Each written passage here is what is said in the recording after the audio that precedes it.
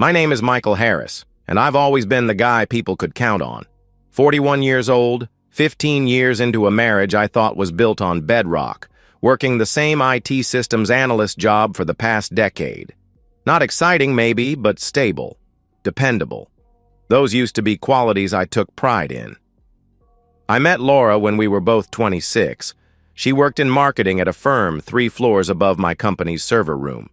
I still remember the first time I saw her in the elevator. Designer heels, perfect blonde hair, that laugh that could make everyone in a 50-foot radius turn their heads.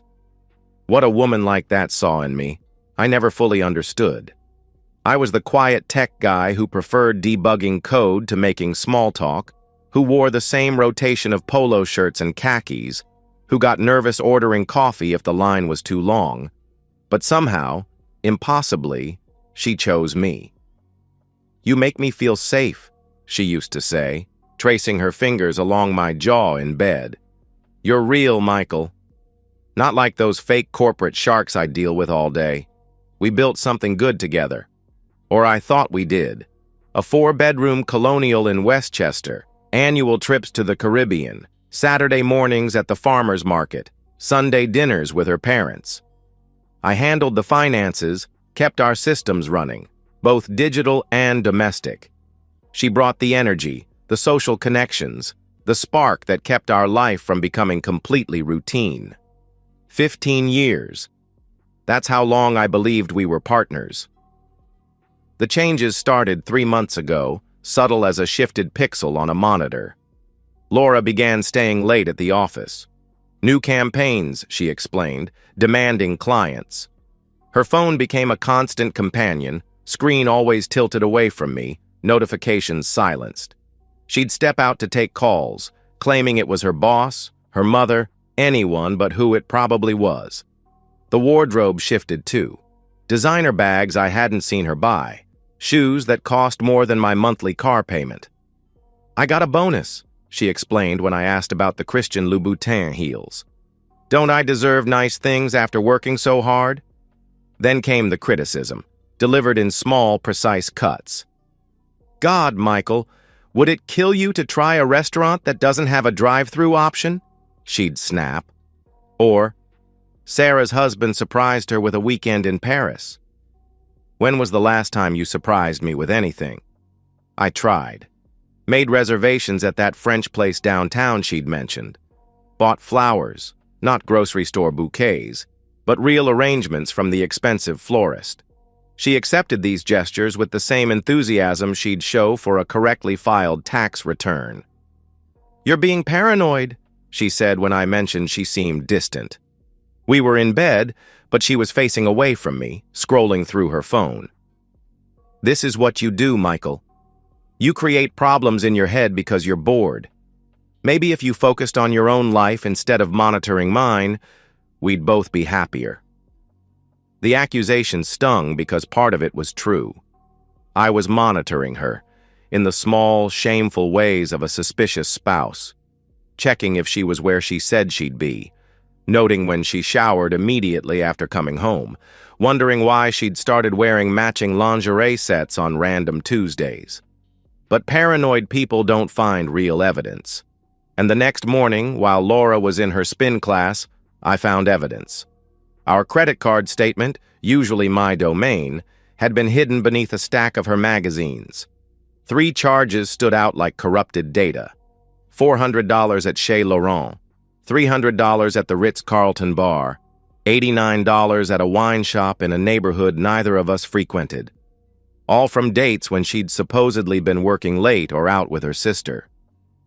The front door opened as I stood there, statement in hand. Laura walked in, post-workout glow on her face, wearing yoga pants that cost more than most people's entire gym wardrobe.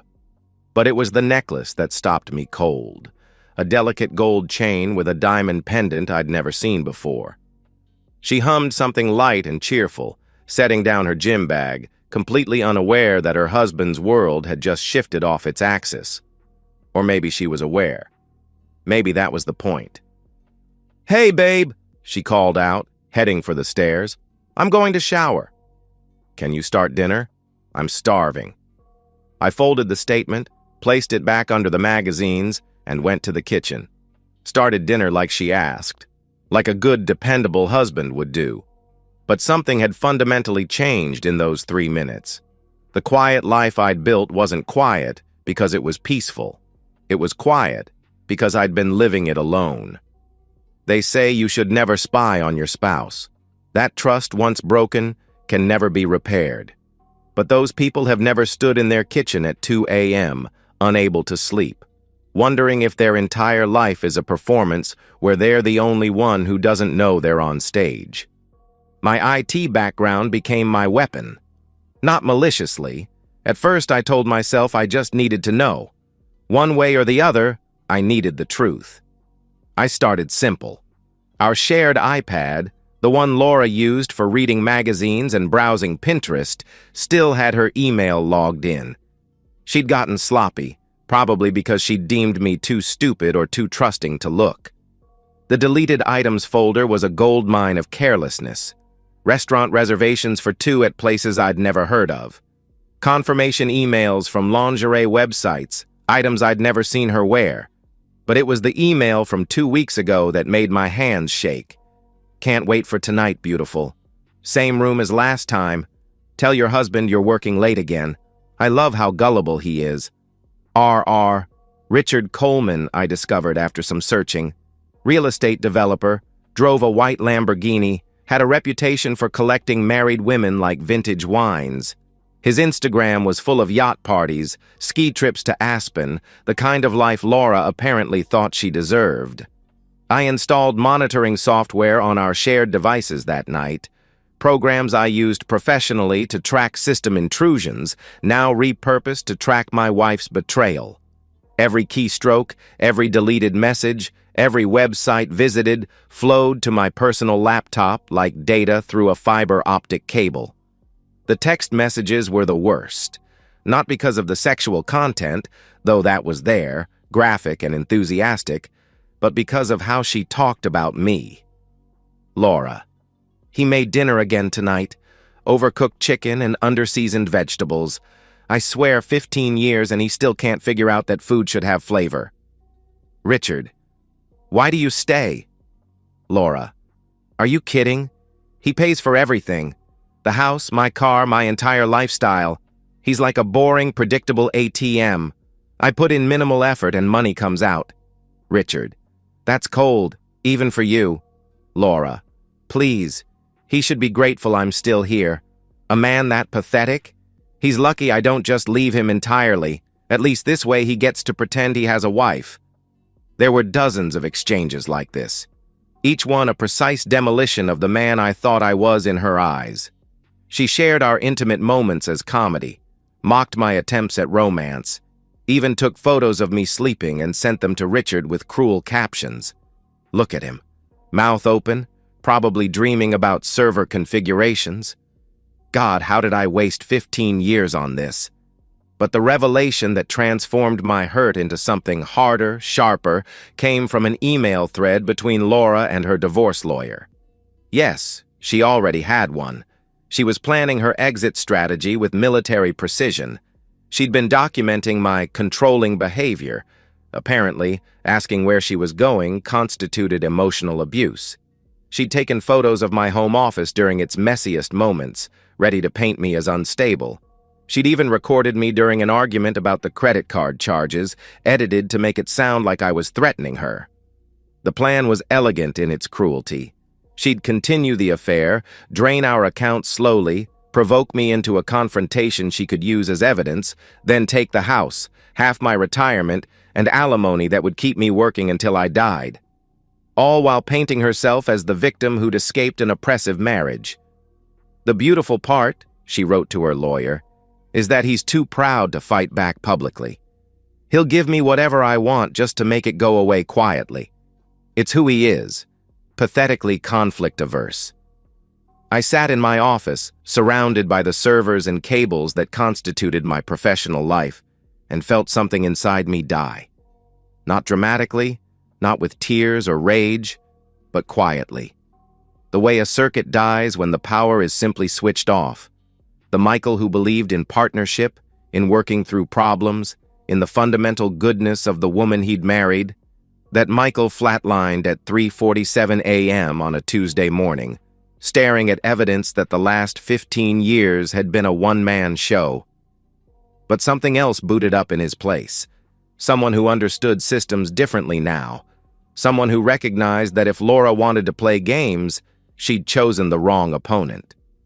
I closed my laptop, went upstairs, and slid into bed next to my wife. She murmured in her sleep, instinctively moving away from me.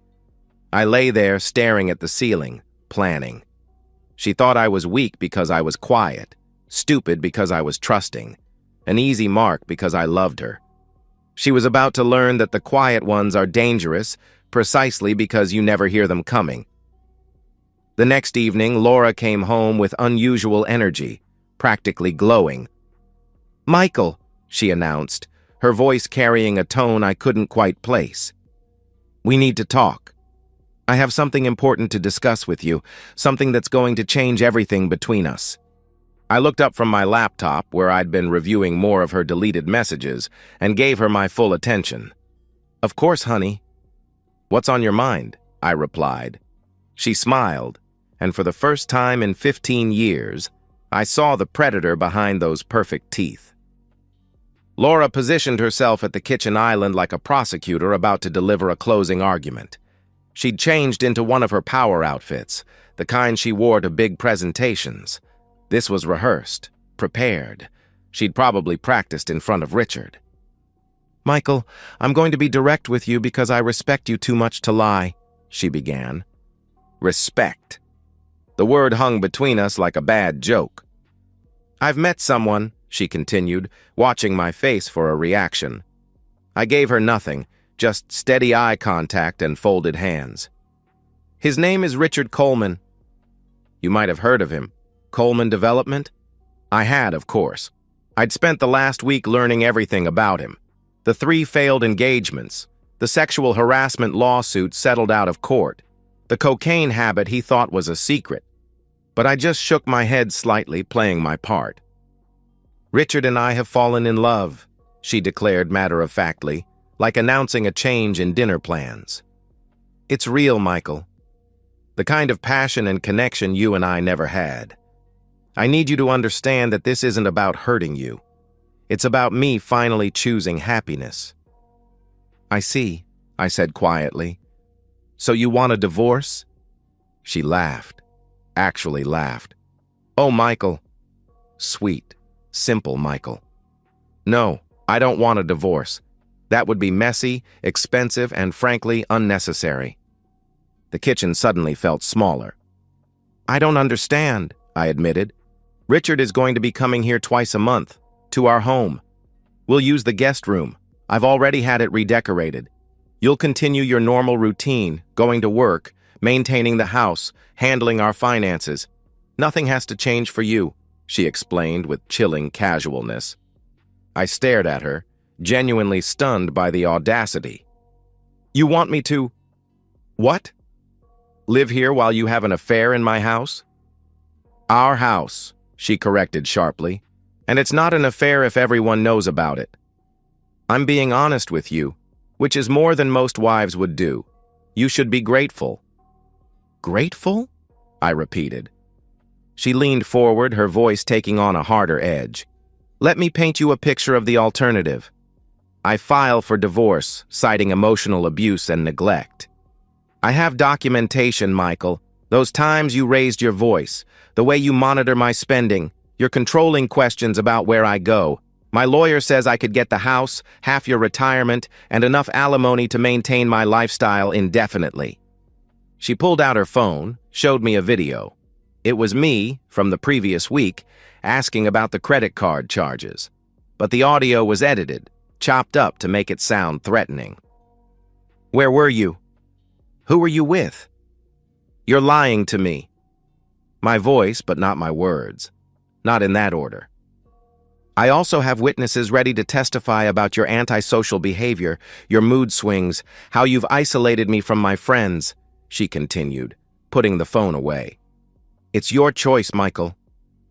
Accept the new arrangement, or lose everything in a very public, very ugly divorce where you'll be painted as the villain. I sat silent for a long moment, processing not just what she was saying, but how she was saying it. The woman I'd loved for 15 years was gone, if she'd ever existed at all. This creature in front of me was something else entirely. "When?" I asked finally. "When what?" she responded. "When did you stop loving me? Or did you ever?" For just a second, something flickered across her face. Then it was gone. "Love is a luxury. People like you can't afford to give people like me. You're a provider, Michael. It's what you're good at. It's all you're good at. I gave you 15 years of companionship in exchange for financial security. That's more than fair," she stated coldly. "And if I say no? If I tell you to get out?" I asked. She smiled, cold as January rain. "Then by next week, everyone at your company will know what kind of man you really are. I've already laid the groundwork, told my friends about your dark moods, your controlling behavior. Some of them have even seen bruises." "Bruises? I've never—" I started. "Makeup is amazing these days," she interrupted, examining her manicured nails. "Richard finds the whole situation amusing. He says any man who'd let his wife walk over him like this deserves what he gets. He's probably right." The room fell silent. Laura waited, expecting me to explode, to beg, to give her the dramatic scene she could secretly record and use against me. Instead, I stood up slowly, grabbed my jacket from the hook by the door. "Where are you going?" she demanded, thrown by my lack of reaction. I turned at the door, looked at her one last time. "Out!" "Michael, we're not done discussing," she called after me. I left, closing the door quietly behind me. Got in my car, drove. No destination in mind, just movement. Windows down despite the cold, letting the November air shock my system. I pulled over at a scenic overlook 20 miles from home, stared out at the lights of the city below. 15 years. 5,475 days of building a life with someone who saw me as nothing more than a wallet with a pulse. She wanted me to finance my own humiliation, to go to work every day knowing I was paying for her lingerie, her dinners with Richard, the hotel rooms where they laughed about what a pathetic fool I was, to come home to my own house and hear them through the walls, then serve them breakfast in the morning like hired help. The Michael who'd driven away from the house 20 minutes ago might have accepted it, might have rationalized it as the price of avoiding conflict, of maintaining some semblance of normalcy. That Michael might have convinced himself that half a marriage was better than none, but that Michael had died sometime between the kitchen and this overlook. The one who drove home 3 hours later was different, calmer, focused. A man who understood that some problems required permanent solutions. Laura was already in bed when I returned, fake sleeping but monitoring my movements. I went to the guest bathroom, brushed my teeth, looked at myself in the mirror. Same face, same features, but something fundamental had shifted behind the eyes. When I finally climbed into bed, she stirred, rolled toward me. "Have you thought about what I said?" she asked quietly. "Yes," I answered. "And," she pressed, "invite Richard for dinner tomorrow night. I'll cook," I replied. She sat up, surprised. "Really? If this is how things are going to be, we might as well be civilized about it. I'll make that Chilean sea base you like," I explained. She actually smiled, reached out to touch my shoulder, the first affectionate gesture in months. "I knew you'd be reasonable. You've always been so practical." "Yes," I agreed, staring at the ceiling. "Practical." She settled back into bed, satisfied with her victory. Within minutes, her breathing deepened into genuine sleep, secure in the knowledge that she'd won, that her pathetic husband had accepted his place in her new world order. She had no idea that she'd just invited Richard Coleman to his last meal. I woke at 5 a.m., 2 hours before my alarm. Laura slept beside me, one arm thrown over her face, mouth slightly open. Vulnerable, trusting, completely unaware that her husband had spent the night planning with the same methodical precision he applied to system architectures. I made coffee, sat at the kitchen island where she'd delivered her ultimatum the night before, and created my shopping list. Every ingredient chosen for a specific purpose. Every course structured like a subroutine in a larger program. The gourmet market in town opened at 8. I was their first customer, moving through aisles with quiet efficiency. Chilean sea bass from the fresh case, Laura's favorite as promised. Chanterelle mushrooms, microgreens, truffle oil, a particular vintage of Bordeaux I knew she loved, plus a second bottle of something special from the locked case. Special occasion?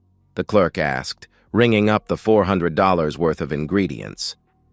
You could say that. Having an important guest for dinner? I replied. At the wine shop, I selected carefully. The Bordeaux for the meal, yes, but also a very specific bottle of dessert wine. Sweet enough to mask any additional flavors. Expensive enough that they'd drink it without question. Excellent choice, the sommelier commented. The 2015 Chateau d'Yquem. Someone's lucky. They certainly are, I agreed. Back home, I found Laura in the kitchen, practically glowing with satisfaction. She was on the phone, with Richard, based on her tone. That throaty laugh she never used with me anymore. He's actually doing it, she said into the phone, not bothering to lower her voice. I told you he would. No, completely serious. He's already shopping for dinner. I know, right? It's almost sad how eager he is to please. She noticed me with the grocery bags, didn't even attempt to hide her conversation. I'll see you at 7, baby. Yes, he'll be here. He'll probably offer to park your car. After she hung up, she approached me with something resembling affection.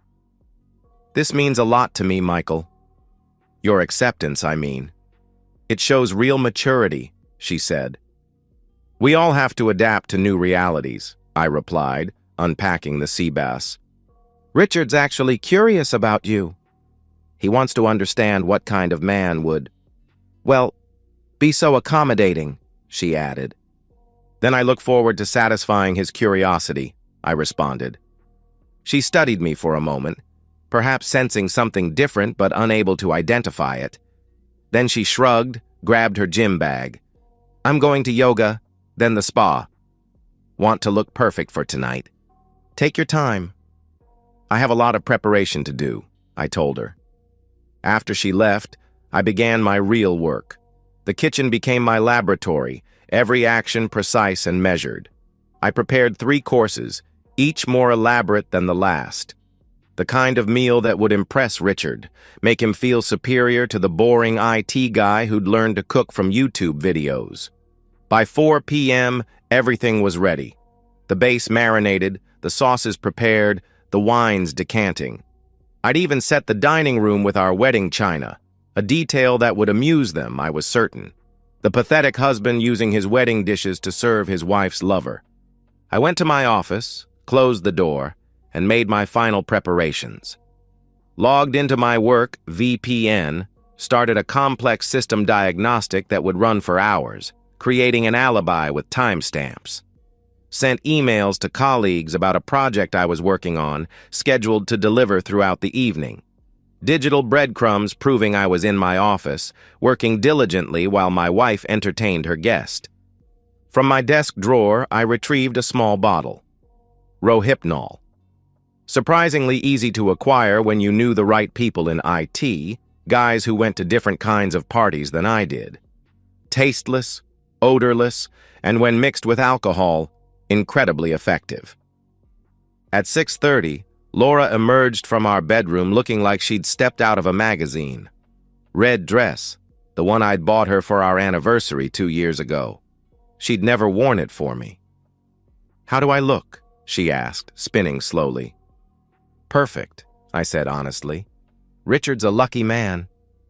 She smiled, pleased with what she took as submission. You're handling this so well, Michael. I almost feel bad for misjudging you. Almost. The doorbell rang at exactly 7 p.m. Richard Coleman stood on my porch in a $3,000 suit, holding a bottle of wine that probably cost more than my monthly car payment. He was everything I wasn't. Tall, broad-shouldered, with that easy confidence that comes from never having to work for anything. "Michael," he said, extending his hand like we were business associates. "Laura's told me so much about you." I shook his hand, noting the unnecessary firmness of his grip. "All good things, I'm sure," I replied. He laughed, loud and false. "Well, you know Laura. She tells it like it is." I led him to the living room where Laura waited, watched them embrace in my home, on my furniture, surrounded by photos of the life we'd built together.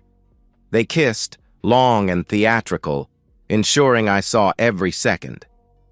"Dinner will be ready in 20 minutes, I announced. "Can I offer you both some wine?" "The good stuff," Richard declared, settling into my chair. "I'm curious to see what you consider good wine." I poured the Bordeaux, handed them their glasses, watched them toast to new beginnings while I returned to the kitchen. Through the doorway, I could hear their conversation, not even trying to be discreet. "I can't believe he's actually doing this," Richard commented. "I told you. He's completely domesticated." "Like a well-trained dog," Laura replied. "It's almost disappointing. I expected more fight from him," he said. "From Michael?" Laura laughed. "He hasn't fought for anything in his entire life." Path of least resistance, always. I plated the first course, carried it to the dining room where they'd moved, setting each dish down with practiced precision. They barely acknowledged me, already deep into their second glass of wine. The meal progressed exactly as planned, each course more elaborate, each wine pairing perfect. They grew louder, more intoxicated, their inhibitions dissolving with each glass. By the time I served the sea base, they were openly groping each other at my dining table. "This is actually excellent," Richard admitted, surprised. "Where did you learn to cook like this?" "YouTube," I said flatly. "Amazing what you can learn online." He laughed, missing the irony. "Maybe you should have been a chef instead of... What is it you do again?" "IT systems analyst," I answered. "Right. Computers," he said like it was something shameful. "Well, at least you're useful for something." Laura giggled, running her hand up his thigh. "He's very useful. Aren't you, Michael?"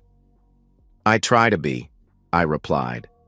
I cleared the plates, brought out dessert, poached pears with the Chateau d'Yquem. I poured generous glasses of the dessert wine, watched them drink deeply. "A toast," Richard proposed, raising his glass. "To arrangements that benefit everyone." "To knowing your place," Laura added, looking directly at me. I raised my water glass. "To endings." They laughed, not catching the meaning, and drained their glasses. I refilled them immediately. 20 minutes later, their conversation began to slur. Richard's hand missed his glass, knocking it over. Laura giggled, tried to stand, and stumbled back into her chair. "I feel..." she started. Then her eyes rolled back.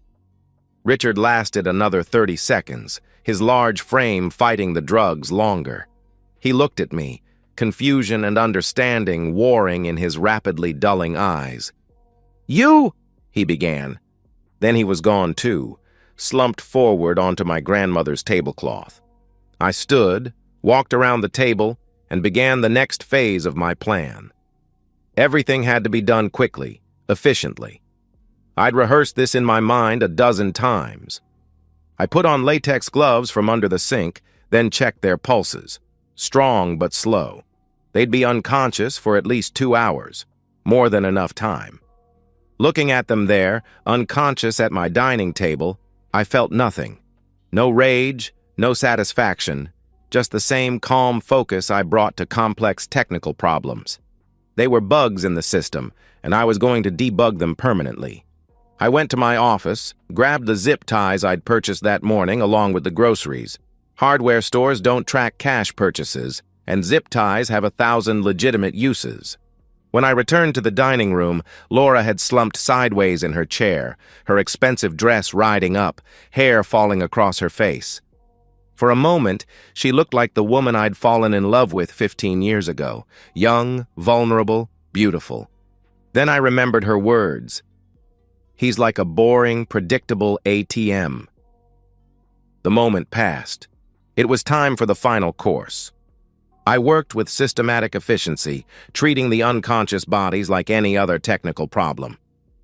Zip ties secured their wrists, not tight enough to leave marks, but firm enough to prevent escape if they woke early. Richard was heavy, 200 pounds of gym muscle. I used the furniture dolly from the garage to move him to his Lamborghini.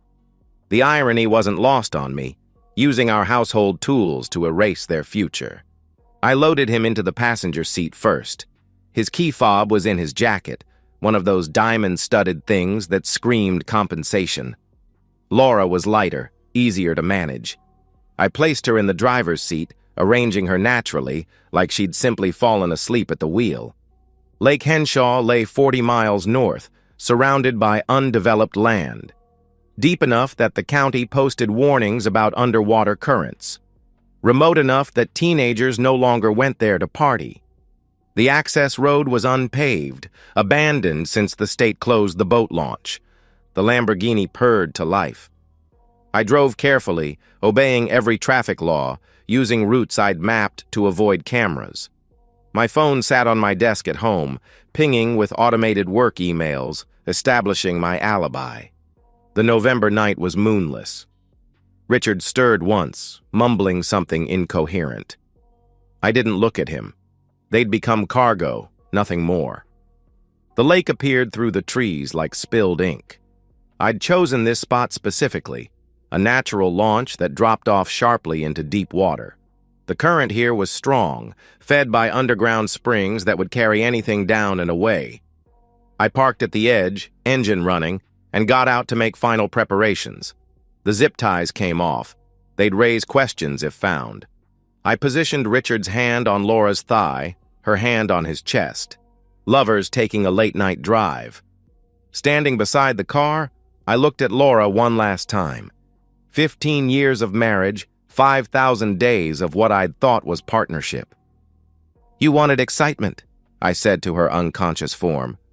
Something more than your boring husband could provide. I reached through the window, put the car in drive, and wedged Richard's shoe against the accelerator. The Lamborghini lurched forward eagerly. It hit the water with less noise than expected, the engine dying immediately as water flooded the intake. For a moment it floated, headlights still illuminating the dark water. Then it tilted forward and sank. 30 seconds. A few bubbles, then nothing. The lake swallowed them completely. I walked back to town on a hiking trail I'd mapped earlier, 5 miles through woods I knew from boyhood. It took 2 hours to reach the gas station at the edge of town. I bought coffee with cash, called an Uber. The driver didn't question why someone needed a midnight ride from a gas station. Home by 1 a.m. I cleaned the dining room methodically, dishes, table, every surface they'd touched, not to hide evidence, but to reclaim my space. The next morning, I began my performance. Called Laura's phone at 9, her office at 10, her sister at 11. By noon, I was filing a missing persons report.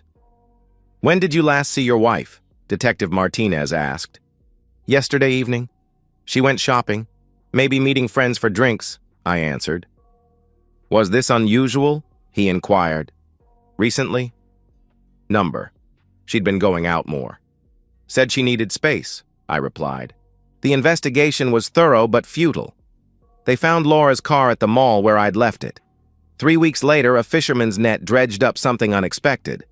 By then, the water had done its work. The autopsy found alcohol and sedatives, both consistent with voluntary consumption. Accident, the coroner ruled. 2 intoxicated individuals, poor judgment, tragic end to an apparent affair. I played the grieving husband perfectly, shocked by the affair, devastated by the loss. Laura's friends who'd known about Richard avoided me with guilty expressions. 6 months have passed. The investigation is closed, filed away in some basement archive. Detective Martinez sent a final email last month, formally closing the file. The house is entirely mine now. Laura's closet is a reading nook. Her gym is my office where I run the consulting business I started 3 months ago. When you're not managing someone else's happiness, you have energy for your own ambitions. I make more money now than ever before. Clients appreciate my methodical approach, my calm under pressure. Nothing phases you, one CEO observed. Nothing does anymore. I don't date. The thought of letting someone that close again feels like volunteering for surgery without anesthesia. Besides, I've discovered I enjoy solitude. Quiet mornings with coffee and code. Evenings working without someone sighing about being ignored. Sometimes I think about that night. Not with guilt. That requires believing you've done something wrong. I gave Laura what she demanded. Excitement, surprise, a permanent escape from her boring life. I gave Richard the ending his story was always heading toward. They wrote their own ending when they decided I was worthless. The lake might be developed for tourism soon. I drove there last weekend, stood where the Lamborghini entered the water. A young couple was taking photos.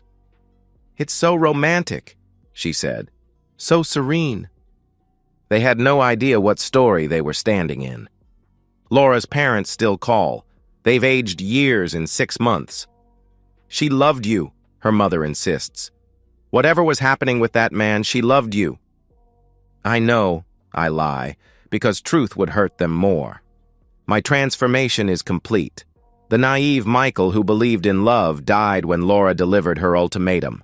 The one who exists now understands people as systems, inputs, outputs, predictable responses, exploitable weaknesses. Some might call me cold. I prefer efficient. I've debugged my life, removed malicious code, and now everything runs smoothly. Last night I found one of Laura's earrings behind the dresser.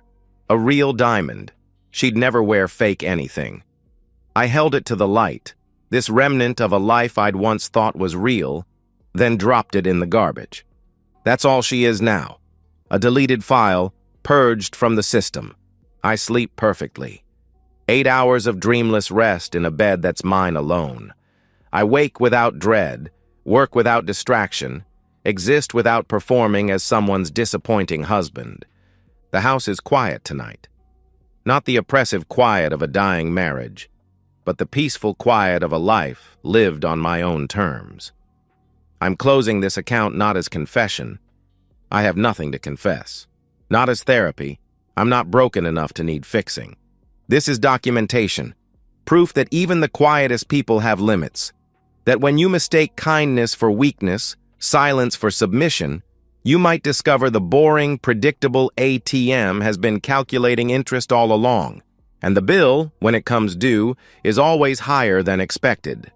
Somewhere in Lake Henshaw, a Lamborghini is becoming part of the ecosystem. Fish swim through its windows. Algae grows on leather seats. Nature reclaims what money bought, indifferent to its value. A monument to arrogance and cruelty, paid for with my dignity, but purchased with their lives. A fair trade. Laura wanted me to know my place. She was right. I did need to understand where I stood. But she misunderstood what that place was. I'm not the victim. I'm not the pathetic husband who accepted humiliation. I'm the quiet one who solved the problem, permanently. The clock reads 11:47 p.m. In 13 minutes, it will be 7 months since Laura's ultimatum.